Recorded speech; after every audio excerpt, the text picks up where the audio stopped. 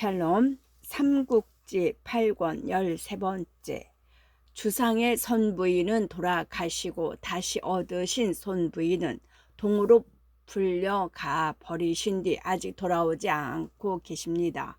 하지만 남녀가 짝을 이루어 사는 것은 인륜이라 비록 제왕이라도 패할 수 없습니다.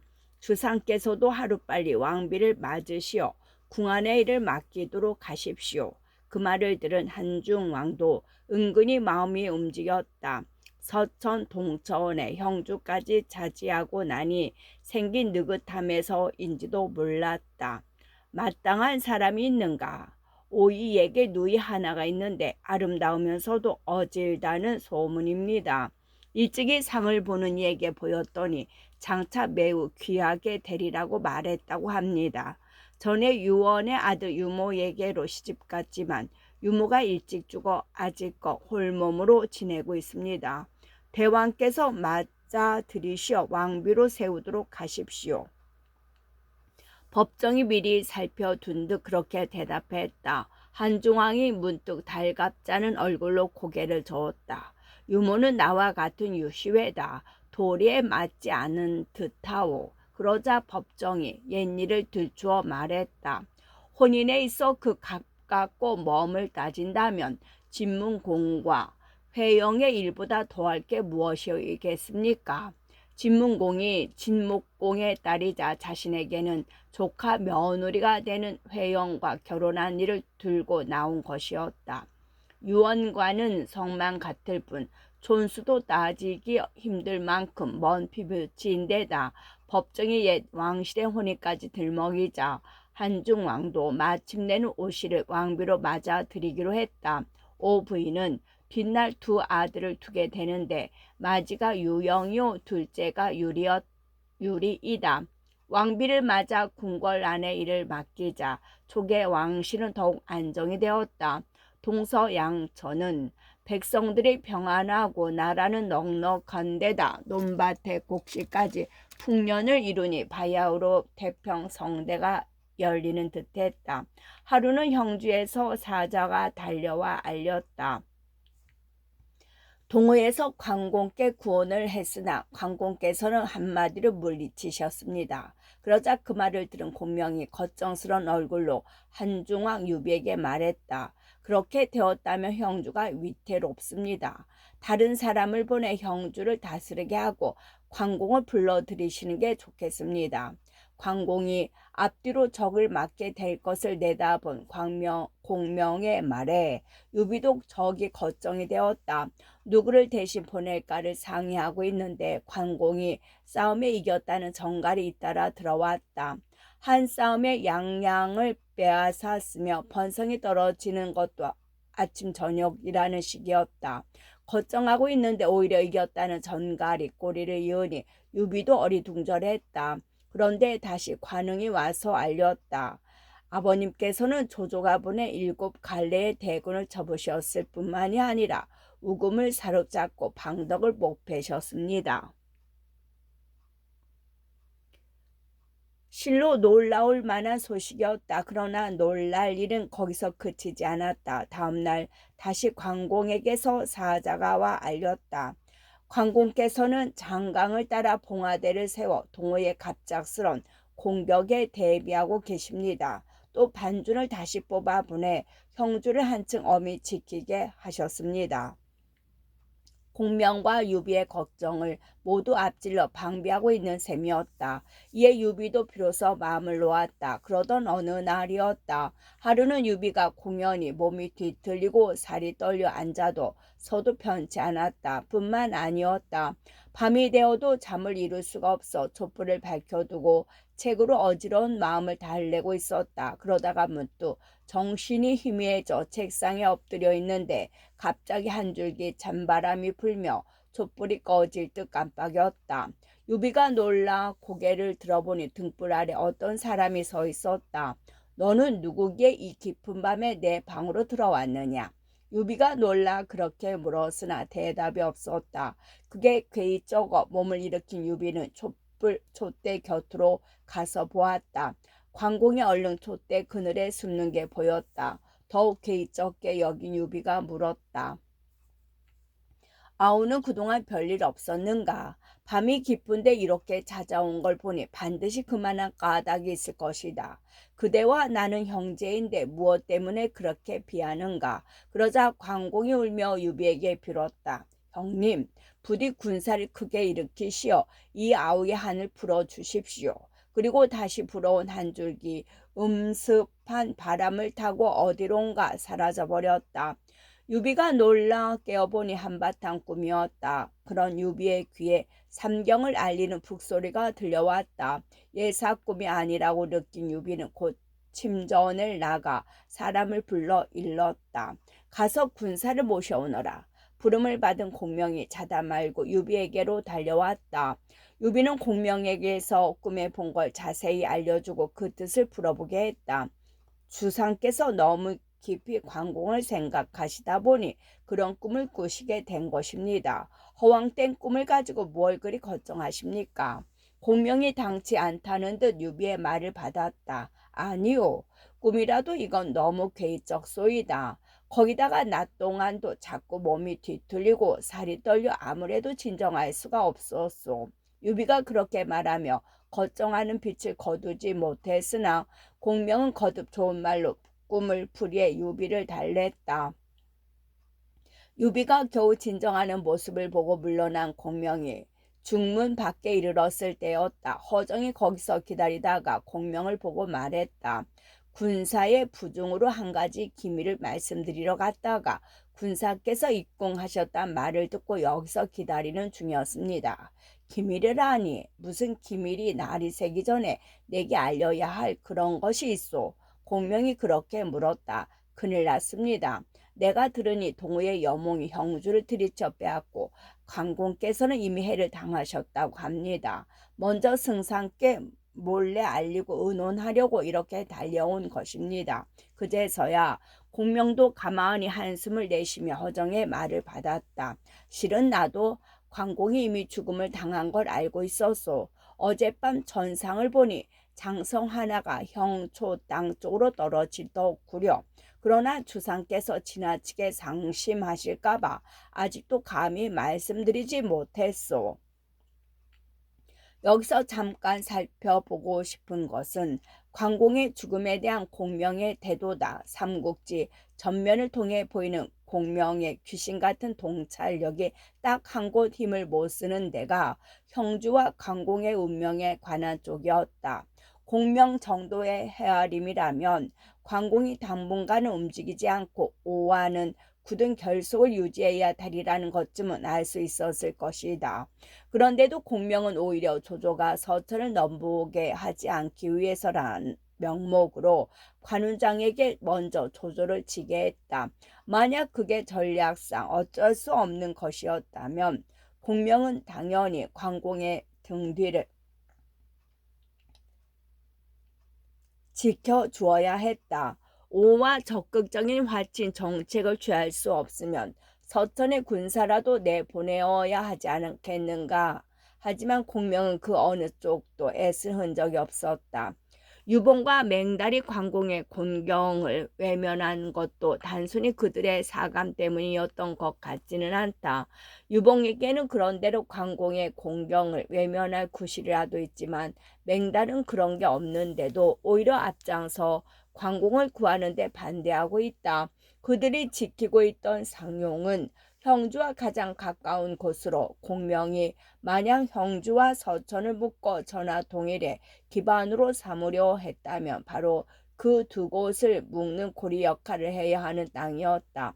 따라서 그들에게는 조조를 막는 것보다도 관공의 뒤를 도와주는 것이 더 큰 역할일 수도 있었건만 도움은커녕 구원조차 외면해 버렸다. 맹단은 일생에 3번이나 주인을 바꾸고 4번째 다시 바꾸려다 끝내 사마의에 잡혀 죽음을 당하는 인물이다. 그런데 그런 인물일수록 세력을 잘 가늠하고 눈치가 빠르다. 그런 그가 아무런 사감 없이 관공의 위급을 외면한 것은 틀림없이 그래도 괜찮다는 판단이 있었을 것인데 그게 바로 공명의 존재가 아니었는가 모르겠다. 공명이 드러내놓고 말한 적은 없지만 관공을 도와주는 걸 그리 기뻐하지 않으리라고 이 눈치 빠른 인물이 단정했다 해서 큰 무리는 아니었다. 저 남양의 조당에서 유비를 따라 나선 이래 공명이 가장 힘겹게 맞서야 했던 내부의 경쟁자는 관공이었다. 적벽 싸움을 앞뒤로 해서 그들의 불안은 여기저기 눈에 띈다. 그러다가 화용도에서 관공이 조조를 놓아준 일로 주도권은 공명에게 돌아갔지만 그동안에 엉킨 감정의 응어리는 둘 모두에게 남아 있었을 것이다. 서천을 차지할 때 그토록 힘든 싸움을 하면서도 끝내 관공을 불러들이지 않은 것도 보기에 따라서는 좀 이상한 구석이 있다. 공명은 중요한 싸움이 있을 때마다 관공을 들먹여 장수들을 분기시키고 있었는데 그것은 그만큼 그가 관공을 의식하고 있었다는 뜻도 된다. 아니 그 이상 관공 없이도 서천을 얻어보여 오랜 세월에 걸친 관공의 공적을 뛰어넘음으로써 자신의 주도권을 더욱 공고하게 만들려 함이었다고 해석하는 이도 있다. 관공이 조조와의 싸움에서 잇따라 이기고 봉화대를 세워 형주의 방비를 빈틈없이 하고 있다는 소식이 있었다고는 하지만 유비가 그토록 무력하게 관공의 몰락을 방관하게 된 데도 의심스러운 구석이 있다. 설령 세밀하지 못한 유비가 마음을 놓았다 하더라도 공명이 끝내 그걸 일깨워주지 않은 것은 좀 지나치다. 그 뒤에 어떤 시대도 그 시대를 뛰어넘지 못했다고 할 만큼 삼국시대의 정치의식은 높았고 전략 전술도 발달되어 있었다. 거기다가 공명 또한 연희에서 과장되고 있는 것만큼의 신통력이 아니더라도 여몽이 구사한 전략 전술의 가능성을 걱정할 만큼은 되었다. 그는 누구보다도 동호 내부의 반유대파를 잘 알고 있었고 더구나 관공이 손권의 청원을 모욕적인 말로 거절한 걸 걱정한 적까지 있으면서도 몇 마디 소식만 듣고 마음을 놓았다는 것은 아무래도 석연치 않다. 유비가 관공의 뒤를 든든히 지켜주지 못한 원인으로 조조와의 싸움을 둘 수 있을지도 모르겠다. 그러나 하우연의 원수를 갚으려 왔던 조조가 장안으로 되돌아간 게 5월이고 관공이 공경에 빠진 것은 10월이었다. 또 서천과 한중을 차지하고 5달이나 여유가 있었던 셈인데 유비는 그간 왕위에 오르고 왕비를 뽑고 하는 식의 내정에 허비했을 뿐 관공 걱정은 조금도 않고 있다. 제갈 공명의 조장 또는 묵인 없이는 어려운 일이다. 결론적으로 공명은 비록 관공이 그토록 참혹한 최후를 맞기를 바라지는 않았다 하더라도 그가 떨어질 위험성에 대해 의외로 냉담했던 것만은 의심의 여지가 없다. 좀 더 가혹하게 말한다면 번성 공략에서 관우가 거둔 촉의 눈부신 성공에 고가웠던 나머지 그가 뻔히 빠질 위태로움까지 강 건너 불 보듯 한 것이나 아니었던지 모르겠다.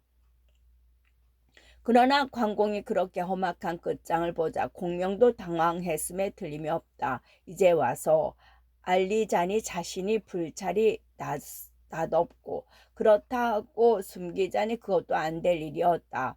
답답하여 허정을 잡고 어떻게 해야 할까를 의논하고 있는데 문득 문 안에서 한 사람이 나오며 소리쳤다. 그같이 끔찍한 소식을 가지고 공은 어찌 나를 속이려 드시오. 공명이 놀라 그를 보니 바로 유비였다. 아무래도 마음이 가라앉지를 않아 뜰 안을 이리저리 거닐다가 공명과 허정이 주고받는 말을 엿들은 듯했다. 깜짝 놀란 공명과 허정이 입을 모아 말했다. 방금 한 말은 모두가 뜬수문에 지나지 않습니다. 깊이 믿을 것이 못되니 주상께서는 부디 마음을 너그럽게 가지시고 너무 심려하지 마십시오. 나와 운장은 함께 살고 함께 죽기로 맹세한 사이요. 만약 그에게 무슨 일이 있다면 어찌나 혼자만 살아있을 수 있겠는가. 두 사람의 말을 듣고도 유비는 그렇게 다짐하듯 말했다. 공명과 허정이 가진 말로 그런 유비의 근심을 풀어주고 있는데 다시 근시 하나가 와서 알렸다. 마량과 이적이 와서 대왕께 뵙기를 정합니다. 그 말을 들은 유비는 얼른 그 둘을 불러들이고 물었다. 답답하다. 형주는 어떻게 되었는가? 그러자 두 사람은 형주의 사정을 자세히 말하고 구해주기를 바라는 관공의 글을 올렸다. 가느라고 갔건만 걸음이 더뎠는지 길이 막혔는지 그들도 아직 관공이 죽은 것까지는 모르고 있었다. 그래도 관공이 살아있다는 소식만으로도 반가워 유비가 막 그 글을 뜯어보려는데 다시 사람이 와서 알렸다. 방금 요화에 이르렀습니다. 방금 요화가 이르렀습니다. 어서 들게 하라. 유비가 까닭없이 불길한 느낌으로 서둘러댔다. 요화가 주르르 달려들어와 엎드려 동국하며 맥성의 위급함과 유봉 맹다리 군사를 내 구해주지 않은 일을 낱낱이 일러바쳤다. 그렇다면 내어는 그대로 끝장이란 말이냐. 유비가 기가 막히다는 듯 소리쳤다. 공명이 얼른 나서서 때늦은 열성을 보였다. 유봉과 맹달이 그러했다면 그냥 두어서는 안 될 겁니다. 제가 앞장서 군사를 이끌고 달려가 형주를 구하고 그들을 잡아오겠습니다. 이미 전상을 보아 관공이 죽었음을 알고 있는 공명으로서는 아무리 해보는 소리라 해도 좀 지나친 감이 있다. 유비가 울며 그 말을 받았다. 만약 운장이 죽는다면 나도 결코 홀로 살아남아 있지는 않을 것이오. 내일 내 몸소 일군을 이끌고 가서 운장을 구해내겠소. 그러고는 한편으로 낭중에 사람을 보내 장비에게 그 소식을 알리고 다른 한편으로는 널리 군마를 모으게 했다. 하지만 날이 밝기도 전에 다시 엄청난 소식이 들어왔다. 관공 부자분께서는 밤에 맥성을 빠져나가 임저로 가시다가 오병에게 사로잡히셨다고 합니다. 손고는 관공을 달래 제 사람으로 만들려 했으나 관공은 끝내 절개를 지켜 아드님과 함께 죽음을 당하셨습니다. 그 소리를 들은 유비는 무언지 모를 외마디 소리와 함께 그대로 정신을 잃고 땅에 쓰러졌다. 한중왕 유비가 쓰러지자 놀란 관원들이 달려가 그를 부축해 안으로 들였다. 한참 뒤에야 정신이 돌아온 유비에게 곤명이 권했다. 주상께서는 부디 마음을 너그러이 가지십시오. 옛부터 이르기를 죽고 사는 것은 다 명에 달린 일이라 했습니다. 관공은 평소 성격이 너무 굳세고 스스로를 높게 여기는 데가 있어 오늘 이런 화를 입게 된 것입니다. 주상께서는 먼저 옥체를 돌보신 다음 천천히 원수 가품을 꾀하도록 하십시오. 나와 관, 장 두 아우는 도원에서 을을 맺고 함께 죽고 살기를 맹세했다. 이제 운장이 이미 죽었는데 나 혼자 살아 어떻게 부귀를 누린단 말인가. 유비가 그렇게 말하는데 관홍이 울며 달려나왔다. 그걸 본 유비는 다시 기허리 뒤집혀 한 소리 큰 외마디와 함께 혼절하여 땅바닥에 쓰러졌다. 여러 관원들이 부축해 정신을 되찾았으나 유비의 슬픔은 끝간데를 몰랐다. 울다가 혼절에 쓰러지기를 하루에도 너댓 번, 사흘이 되어도 물 한 방울, 미음 한 숟갈 입에 담지 않았다. 피눈물을 쏟는다더니 유비가 바로 그러했다. 옷자락에 눈물이 젖는데 점점이 피가 얼룩졌다. 보다 못한 공명과 여러 벼슬아치들이 가진말로 유비를 위로해 그 울음을 그치게 했다. 마침내 유비는 눈물을 거두었으나 한 맺힌 소리로 맹세하기를 잊지 않았다. 내 결코 동호와 더불어 함께 해와 달을 잊지 않으리라. 그런 유비에게 조금이라도 위로가 될까 하여 공명이 방금 들어온 소식을 알렸다. 동호가 관공의 목을 조조에게 바쳤으나 조조는 오히려 관공을 왕후의 애로 장사 지내주었다고 합니다. 조조가 그랬다면 반드시 그 까닭이 있었을 것이요. 왜 그랬겠소? 유비가 의심쩍다는 듯 눈을 번쩍이며 공명에게 물었다. 공명이 못 본 것처럼 대꾸했다. 동호가 조조에게로 화를 떠넘기려 한 꾀를 조조가 알아차린 까닭입니다. 관공을 후하게 장사해 지내줌으로써 주상의 원한을 동호에게로만 쏠리도록 한 것이지요. 어쨌든 동호는 내 아우를 죽였으니 용서할 수 없소. 나는 곧 군사를 일으켜 동호에게 그 죄를 묻고 이 한을 씻을 것이요. 유비가 자르듯 말하고 곧 군사를 일으키려 들었다. 공명이 그런 유비를 말렸다. 아니 됩니다. 지금 동호는 우리가 위를 치기를 바라고 위는 우리가 동호를 치기를 바라고 있습니다. 양쪽 모두 우리가 다른 쪽과 싸우는 틈을 타 가운데서 이득을 보려는 수작입니다. 이제 주상께서는 군사를 묶어 움직이지 않으시면서 광공의 장례나 치르십시오.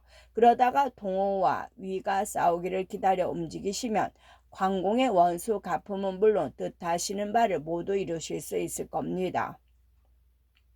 뒤따라 다른 벼슬아치들도 모두 공명을 거들었다. 군사의 말씀이 옳습니다. 부디 한때의 진노로 전하 대사를 그르치게 되는 일이 없게 하옵소서. 군자의 복수는 100년이 걸려도 늦지 않다 했습니다. 모두가 한결같이 말리니 유비도 마침내는 생각을 바꿨다. 먼저 광공의 장례부터 치르기로 하고 서천의 높고 낮은 장수들에게 모두 상복을 입게 했다. 장례일이 되자 유비는 몸소 남문 밖으로 나가 초혼제의 수를 따르고 곡을 하는데 하루 종일 슬픈 곡소리가 끊어지지 않았다. 30여 년 전 처음 광공을 만나던 날이며 도원에서 을을 맺어 형제가 되던 날의 일들이 눈앞을 스쳐가고 그 뒤 함께 누비던 숱한 싸움터와 함께 떠돌던 여러 산하가 새삼 그리움으로 떠올랐다. 천하가 대세고 돌아볼 것 없이 그대로 동으로 달려가 원수를 갚지 못하면 차라리 뒤따라 죽는 편이 더 견디기 나을 것만 같았다. 어쩌면 유비가 일생 보인 흔한 눈물 중에서도 그때가 가장 진실된 눈물이었을지도 모른다. 조조도 한줌 흙으로 돌아가고 끝.